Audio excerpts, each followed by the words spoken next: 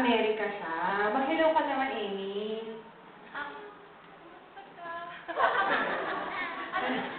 Say something. Anything in Tagalog. Hi, sis. It's really nice to meet you. How old are you? 5? How old? 5. Kids are cute. Oh my God, that's so cute. Do you guys like to dance? Yes. Are you guys gonna dance for me later?